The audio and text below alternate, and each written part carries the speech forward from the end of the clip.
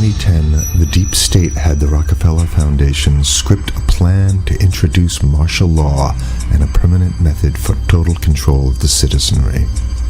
In this plan that they disguised as an academic scenario, as they called it, the method they would use to gain complete prison-like control of the entire population was to infect them with a devastating biological pandemic, and then, under the guise of protecting us from this threat, they would be free to implement their final solution, a prison state.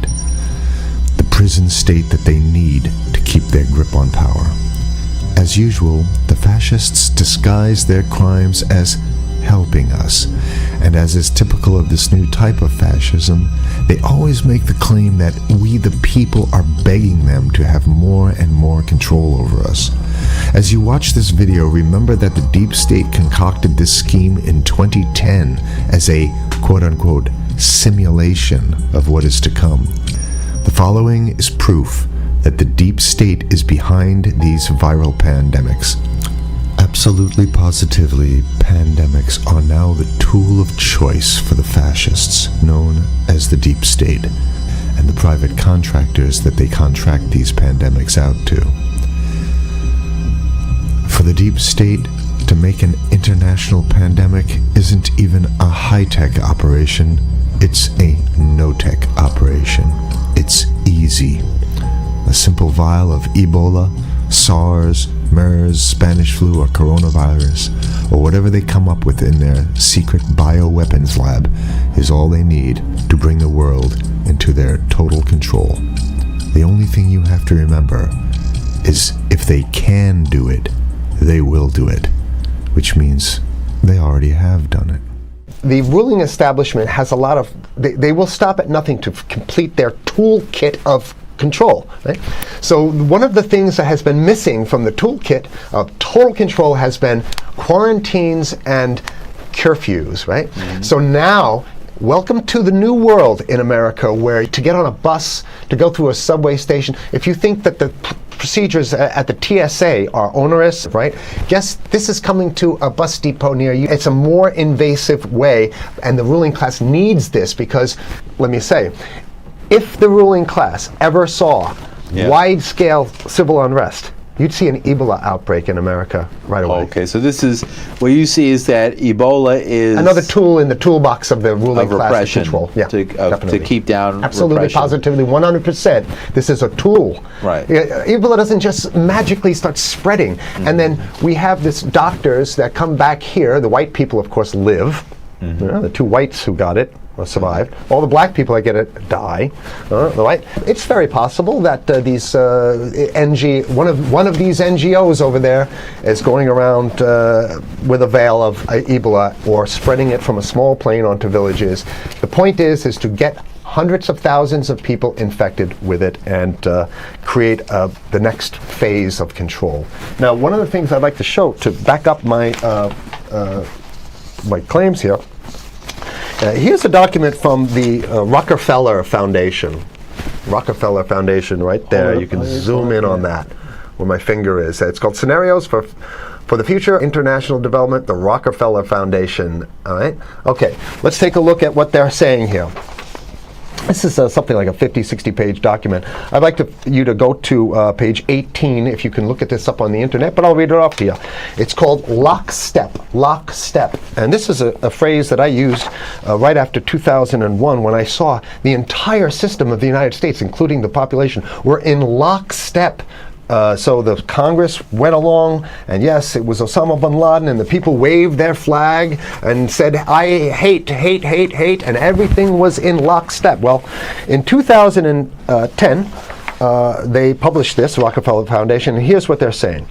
They're saying that they call it a scenario. These are scenario narratives, and they speak about it in the past tense. So they put out this scenario, Lockstep. A world of tighter, top-down government control and more authoritarian leadership with limited innovation and growing citizen pushback. Okay, I'll read a little bit of it. In 2012, the pandemic that the world had been anticipating for years, nobody was anticipating a pandemic, finally hit.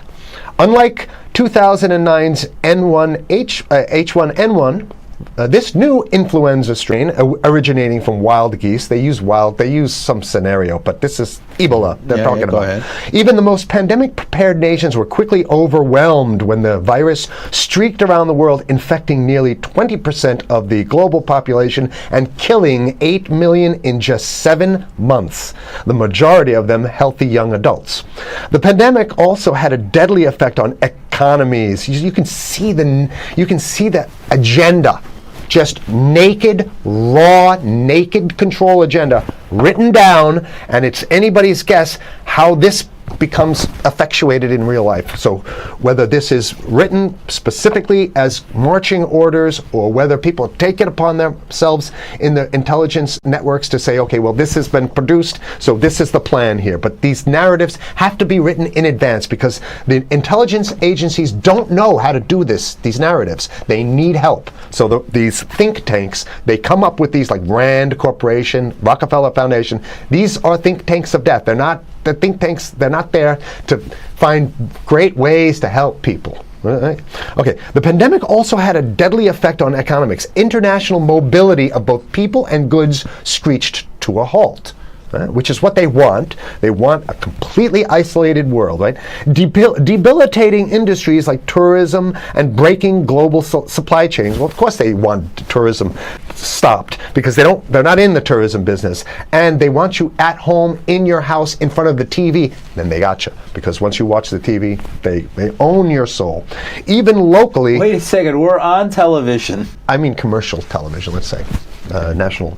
Even locally, normally bustling shops and offices sat empty for months. Okay, so I love how they talk about it in the past tense in 2010. Right? The pandemic blanketed the planet, though disproportionate numbers in Africa died.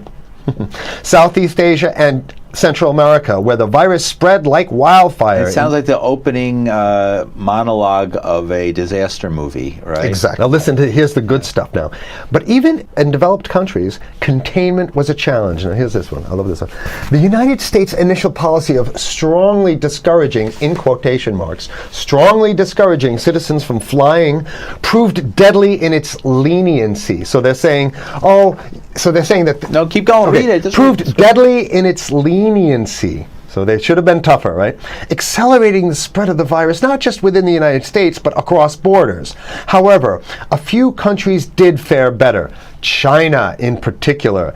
The Chinese government's quick imposition and enforcement of mandatory quarantine for all citizens, as well as its instant and near hermetic sealing off of all borders, saved millions of lives, stopping the spread of virus far earlier than in other countries. So the message is here is we have to look towards the Chinese, the oppressive totalitarian Chinese regime as an example of what we need to be doing here. And of course, the ruling class here loves the Chinese regime because they have demonstrated to the ruling class the most efficient form of capitalism, which is authoritarian capitalism. So we have capitalism, but unfortunately we have this veil. I get it. We have this veil of democracy. This is very interesting. This is continue on. Okay. China's government was not the only one that took extreme measures to protect its citizens from risk and exposure. During the pandemic, national leaders around the world flexed their muscles, flexed their authority, and imposed airtight rules and restrictions. You can see the agenda. Okay, go. Okay. From the mandatory wearing of face masks to body temperature checks at the entries to communal spaces like that's what's happening right now. Yeah, but soon it's going to be like body. It'll be at the subway. Yeah, is that what you're saying? We'll be going through this in the sub to get on buses and the subway, absolutely, things positively. like that. And what this means though is don't think about having a cigarette, a joint on you, or basically you can't. This is a dragnet for everything. So if in order for you in other words, just like with stop and frisk, this is ultimate stop and frisk. This is the ultimate cavity stop and frisk, cavity search kind of thing. All right, so during the pandemic, national leaders around the world flex their authority. Now there's some good stuff. Listen to this. And even supermarkets, they want body checks at supermarkets, okay? So basically what they're saying is they're building a system where every move you make, You can't you get got to food. go through them. You can't get food. Can't Well, how get about if food. you go to the farmer's market? Right. Here's the good stuff now. I mean, it just keeps getting better. Even after the pandemic faded, this more authoritarian control and oversight of citizens and their activities stuck and even intensified. That's the whole point. So they're going to get rid of... Didn't that happen already with 9/11? Of course. 9/11 was how many? 14 years Sure, ago, and sure. we still have all these draconian So rules. they're going to put the body cavity USA searches Patriot in. and all That's that right. stuff. So in order to get to a supermarket, you got to have a body cavity search. And then when there's no more Ebola, well, you know what? We kind of like this way because we have a complete infrastructure of a control grid. In order to protect themselves from the spread of increasingly global problems, from pandemics and national terrorism to environmental crisis and rising poverty, leaders around the world took a firmer grip on power. Well, what the hell would rising poverty have anything to do with imposing strict citizen controls with face masks? So they're very sloppy stuff here. At first, the notion of a more controlled world gained wide acceptance and approval. I'm sorry. Nobody likes this stuff. They're just Continue on. saying it. Continue on. No, Let's hear I have to provide analysis. Only because we only have 5 minutes left, so that's Oh my why. God, okay. Citizens willingly gave up some of their sovereignty and their privacy to more paternalistic states in exchange for greater safety and stability. I mean, that's just a complete naked contradiction to the famous saying that if you think you're going to give up a little bit of security, I mean, if you're going to give up your freedom for security, you're going to get neither. That's the long-standing thing. And here what they're doing is they're not even ashamed or embarrassed to absolutely say the exact opposite. They're saying, yes, we all want to give up our privacy and sovereignty for more stability and security and stability. So you don't get that. When you give it up like that, you get the shaft. Can you show us the cover again of what you were just reading? One more time, and then I have two more documents. Right, this is what we were reading here, and just zoom in a little bit so folks can see it. He'll zoom in, don't worry, you can relax. All right. And scenarios for the future of technology and international development. Okay, now I have two more documents. Keep it zoomed. We have the National Security Memorandum of December 10th, 1974. This is Henry Kissinger's brainchild. The National Security Memorandum number 200. You can look that up on your internet. I'll summarize it. He says that there's too many people, we got to get rid of the population. So to answer your question. Oh, from earlier. Yeah, he says, he used the word depopulation, which is different.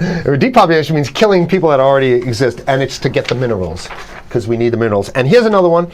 The CDC has a patent on Ebola. They've patented it. Yeah? Right. So basically, if you want to get a cure for your Ebola, Here it says it right up here, right? It says human Ebola virus species and compositions and methods thereof, and it's a patent. It's a patent. They patented the main strain plus something like 17 other strains of it. So they own it now, and I don't know how exactly you can own that, but apparently they've done the same thing. Yeah, I didn't think you could own a natural. Yeah, you can. I guess the main thing to finish off this show is this: that